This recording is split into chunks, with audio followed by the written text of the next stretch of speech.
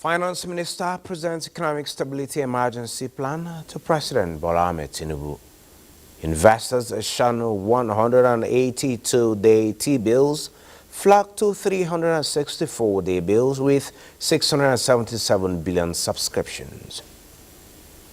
Revenue Mobilization Allocation and Fiscal Commission advocates full autonomy for local government, backs federal government. Oil prices rise as rate cut optimism offsets inventory build, demand fears. Asia markets rise as euro rate cut hopes lift sentiment. S&P and Nasdaq hit new highs overnight. The program is Business Express, reaching you from Abuja, Nigeria's capital. I am Benny Adams, your guide.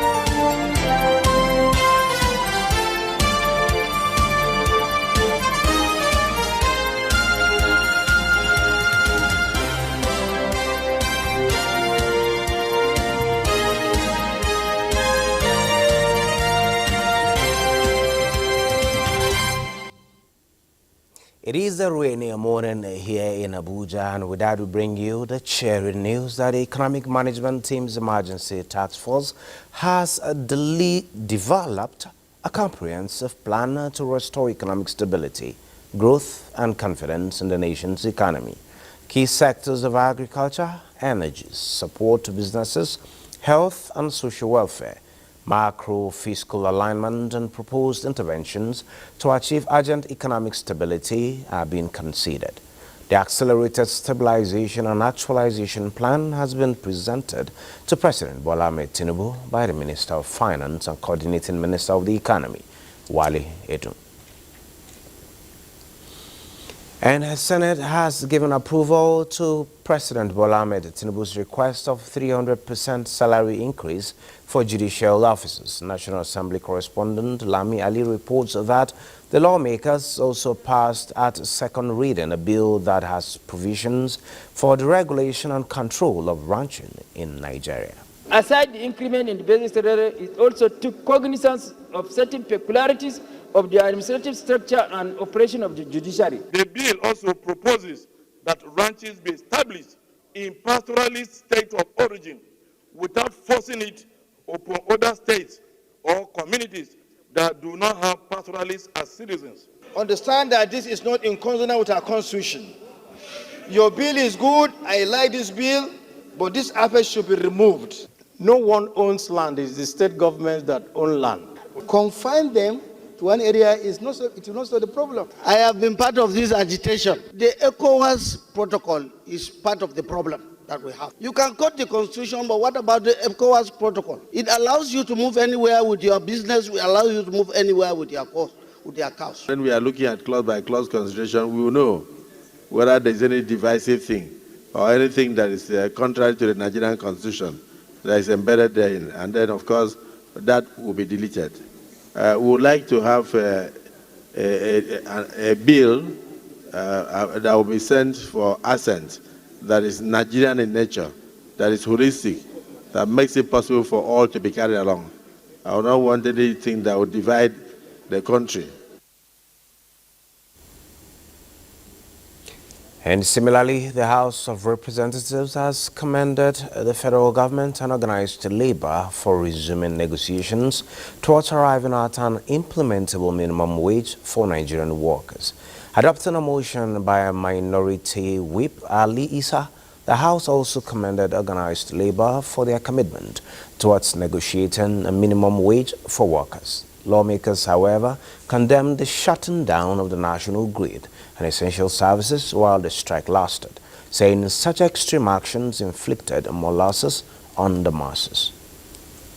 It's normal and it's also legal for any union to go into strike to show their protest. But in most cases, there are essential services that also need to be given a very serious considerations. Sometimes when we embark on some of these actions, we should not overstep boundaries. The area of switching off power in the entire country as a way of protest should be condemned. This is our law: supply of electricity, power, water, or fuel. Trade Dispute Act is very clear with regards to the areas they cannot extend their strike into. Number 3, broadcasting and communication services. You can't wake up and say the radios will not work, television shut down. People cannot know what is happening. It's like anarchy. I'm sure a lot of people died in the past few days of shutting down the national grid. We have to criminalize that. But while they are conducting their legitimate functions of negotiating with government on behalf of workers, they should be mindful of the fact that they should be guided by the laws of the land. Also called for speedy amendment of the National Minimum Wage Act in line with present-day realities. And still on the minimum wage, the federal government and organized labor on Wednesday adjourned the minimum wage talks until Thursday, when the negotiation is expected to continue. The tripartite Committee on National Minimum Wage postponed this session in anticipation of the Minister of Finance, Wale Edun, submitting the salary template to President Bola Ahmed Tinubu today. The President had on Tuesday directed the Finance Minister to present the cost implications for minimum wage within 2 days. Now, in the last 1 year, Nigerians have had to stomach escalating price increases stemming from the removal of fuel subsidy, massive exchange rate depreciation, and imported inflation arising from the increase in global commodity prices. To speak on why fixing Nigeria's low minimum wage is as important as containing high inflation is a business development analyst, Kolawole Kehinde. He joins us from our Kaduna Network Center. Mr. Kehinde, a very good morning to you. Benny, good morning. Good morning, Nigeria. Today in Kaduna is so cool and that the rain just stopped. It's a pleasure to be here once again. It's a pleasure to be here once again. It's a pleasure to be here.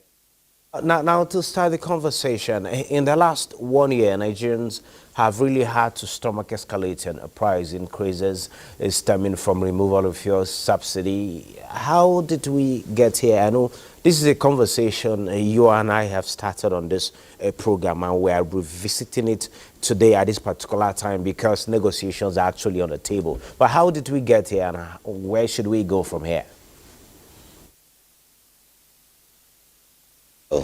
You recall that the last agreement on minimum wage increment was in 2019, and by law there is a standard time for review.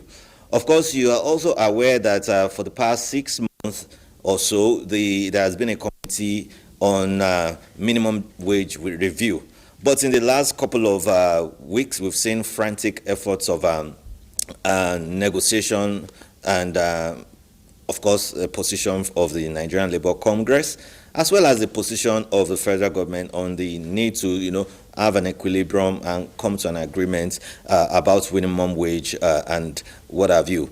I think the fundamental problem has been the inability to reach a consensus, and also we've talked about that quite on the unrealistic demands of the Nigerian Labour Congress. And how do I mean?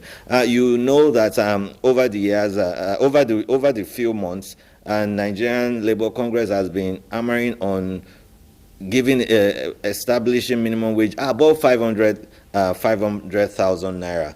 And I'm sure you've also learned that there was an analysis done by the Central Bank of Nigeria that just a substantial number, not substantial number of people even have 500,000 as sitting deposits in the bank. So you see that Nigeria's economy is lopsided, whereby the rich have so much and the poor have so little. And of course, when people want to do any analysis, the equalizer is the price of Yes, Mr. Kennedy, talking about this realignment, which the conversation is actually on the table, whether realistic or unrealistic demand, and trying to reach an equilibrium. While that is ongoing, I want to bring us through to some little facts we also need to consider, bring to the table at this time, where ultimately weak foreign direct investment, among other factors, have adversely impact on jobs and by extension wages that we're talking about at this moment. How can this be tackled over time to help shove off the purchasing power, not just the Nigerian worker, but for every citizen? Fundamental macro objectives of the government. And one of it is to make sure that growth is non-inflationary. That means we have real growth. But we know that in Nigeria, our growth has been powered by inflation, which is followed by scarcity. And of course, there's also the issue of balance of trade. Nigeria is a technically import-dependent nation. And in as much as we don't increase our capacity to produce, not only to produce, to process for exports, of course, that means we would pay more producing, pay more importing, and that affects our FX. And I think one of the things that the federal government sought to achieve was to make sure that they floated the currency and, of course, remove subsidy. Of course, we've seen the after effects of that. But give it to the government, they've also been trying to make sure that they establish one policy from one to the other. Now, the question is that when is this going to end? We don't know. Even the best economists in the world don't know when it's going to end, because this is a result of demand, supply, and other intricacies within the economy. So, for me, if I want to talk about the minimum wage, I think it is important that the government, not only the government, the entire organized private sector consider that and accept that we have a soaring inflation and the price of commodities have increased. And what 20,000 could buy in the markets last year, you can't buy it now. And because of one, insecurity in the farms, nobody wants to go to the farms anymore. And even the people going to the farms now, they are riding keke napep and they are riding Okadas, because the insecurity is very fundamental. You recall that before we discovered oil, agriculture used to be the mainstay of our economy. And until we get back to that, it's really going to be difficult. It's also a low-hanging fruit for us. And because and now we've seen the escalation and the resurgence of mineral resources. Nigeria is so much blessed. So blessed. And if we can articulate... Mr. Kennedy, with all these resources and the low-hanging fruits which you have mentioned, talking about going back to agriculture, I know there's been efforts at increasing the volume of trade, talking about the non-oil exports, and the numbers are there, though, yes, we've had our trade volumes been increasing, but the government is of the view that adding value to whatever commodity you're exporting is what will give you premium for whatever you export. Now, capital and not capacity is said to be the key challenge for increased production at a large scale that will create much more jobs and also bring in foreign exchange when we have sufficiency in country and we get to export. Where should we go from here? And when we talk about foreign portfolio investment or foreign direct investment, over the last year, over the decade, we've seen diasporal remittances thumping them up. So, and in the last 2 years, diaspora spending has practically disappeared. owing to the fact that there is a lack of trust by the people, and people assume that government is not using their monies judiciously. So there is a breakdown of social contracts, and until that is restored, it will become difficult for us to do. Capital is critical.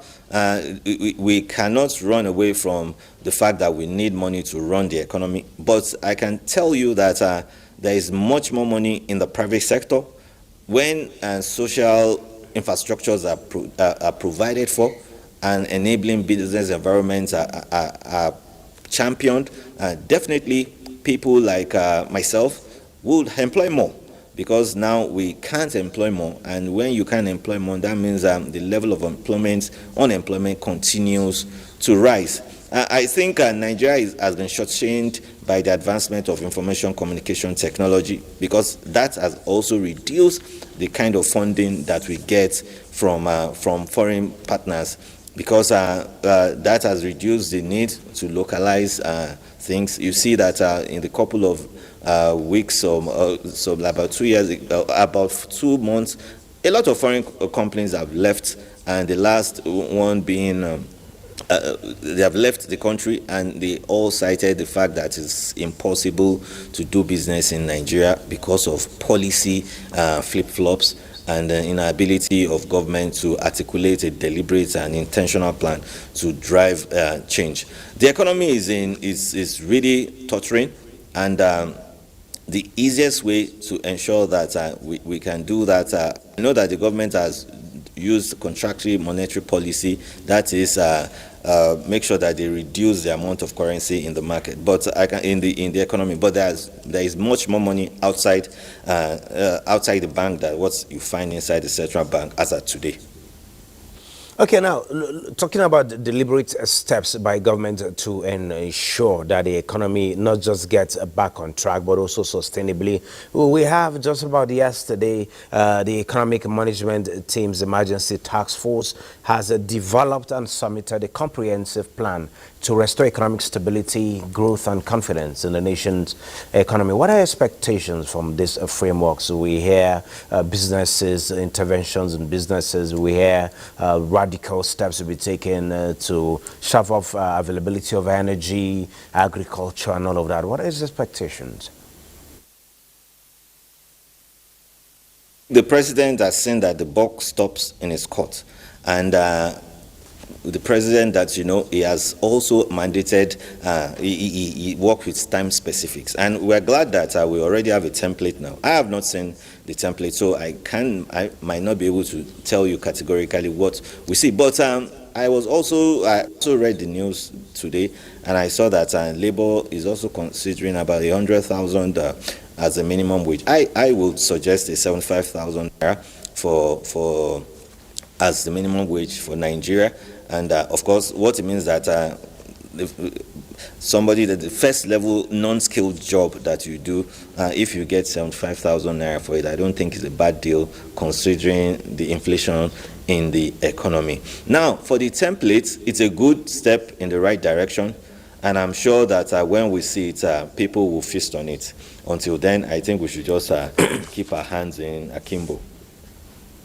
Yes, you suggested 75,000. Labour is talking about 100,000. But the House of Representatives, as of yesterday, believe Nigerians don't actually need a minimum wage, but a living wage. And now, with this template being submitted, don't you think even our will I say representatives are even thinking beyond the minimum wage of 100,000 and talking about a living wage? What should we expect from this template and with this support that Nigerian workers are getting at this particular point in time? Also considering the fact of inflation, which we have mentioned time without number. How do we create a balance in this?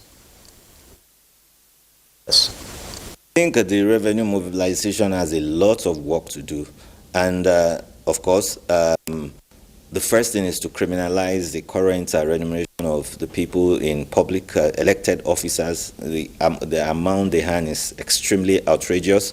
It's totally demotivating. And if the National Assembly is clamoring for a minimum wage, then, and if we want to tailor it to what they hand, then we know that Nigeria will become a Zimbabwe very, very soon. It's unrealistic for Nigeria to pay above 100, because as we speak now, the current minimum wage is 30,000. Over the last 6 months, we've had wage award, which is 35. So technically, the minimum wage is 65. So if the federal government is now taking it to 60, that shows that they are not being realistic. I said add additional 10,000 to it and make it 75. And whether we want a minimum wage or a living wage, that's just rhetorics. The bottom line is people need to feed well. People need to be able to transport themselves to work. People need to provide support for their children. You also know that in terms of subsidy is gone in university education, that is tertiary education. Subsidy is gone in fuel, which is a major driver of our economy. Subsidy is gone in electricity, and of course we don't know the next subsidy that is going to impact on us, and before you know it, will just probably crash the economy. I want to appeal to the president as well as the National Assembly to be patriotic in coming to a common ground that makes our land that we say is flowing with milk and honey really, really flow with milk and honey. This is a time to set aside politics, and this is time for all parties, all players, and all lords, I say lords in quote, to come together and agree that Nigerians are suffering and Nigerians need to live like human beings. Thank you very much, Mr. Kolawole Kende, for your thoughts with us at this particular point in time. Looking forward to having you back in Abuja so that we get to have in the studio live.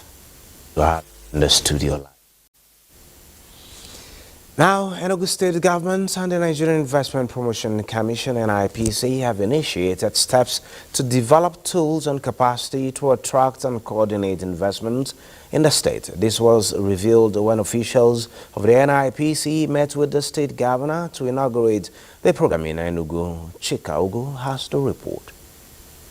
Nigeria is a country blessed with huge natural and human resources. It has vast investment landscape with about 200 million population, making the nation an investment destination of choice in Africa. Despite its economic potentials, foreign direct investment in the state has not been impressive. This is because the nation lacks quality business information. To reverse the trend, the Nigerian Investment Promotion Commission created the Nigerian Investment Certification Program for States, NICPS, to help states identify and coordinate investment opportunities. The courtesy visit by officials of NIPC was to facilitate the provision of critical infrastructure for investment purposes in Enugu State. They solicited the governor's support on the appointment of Director General, ESIDA, to chair the implementation committee for NICPS projects in the state. Our mission is to encourage, support, and facilitate investments into the Nigerian economy, while also creating an enabling environment for investors. Governor Peter Mba, represented by the Deputy Governor, described the NICPS project as a viable platform to promote investment opportunities in Enugu State. So this is very important to us as a people, because we want to leave behind to our people a legacy of an economy that is driven outside government. The Chief Executive Officer of Enugu State Investment Development Authority, ESIDA, further explained that there would be training of personnel, after which the state will have seal of approval. Well, this is where we end today's edition of Business Express. We value your feedback, so keep the comments, observations, and suggestions coming. Be informed that all previous episodes are available on YouTube on NTA's channel. Business Express returns tomorrow, Friday at 3 p.m. Keep updated with us as you keep thinking and doing business.